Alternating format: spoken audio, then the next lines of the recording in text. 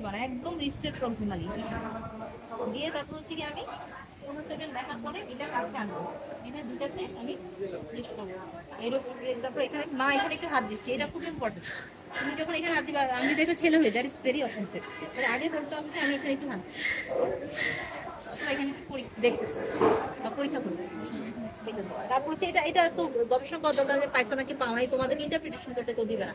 তুমি এক জায়গায় পাও নাই এবং সেটা ইন্টারপ্রিট করে তুমি বলবা তার কোন বাস্তবের সমস্যা আছে আর কি সমস্যা আছে, এটা কেন আছে, we don't expect that, so don't go for this things. তারপর হচ্ছে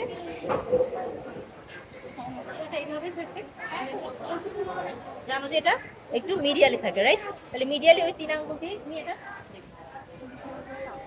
তারপরে কি দেখো, তারপরে হচ্ছে এখানে একটা স্লিপার কাটছে এই বরাবর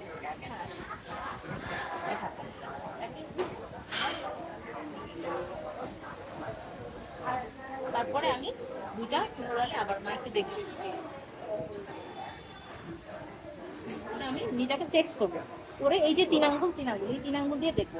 অপটিক্যাল বেশিরভাগ সময় ডিটেক্ট করা যায় না, কোনো গবেষণার দরকার নেই, কারণ তুমি নিচে উপরে সবখানে পাচ্ছ, এখানে মাথা রাখবো, এখানে পাওয়া যাচ্ছে অবশ্যই, তারপর ভালো পাচ্ছ। তারপরে কি, তারপরে আমি হচ্ছে এইভাবে তো এইভাবে ঠিক আছে।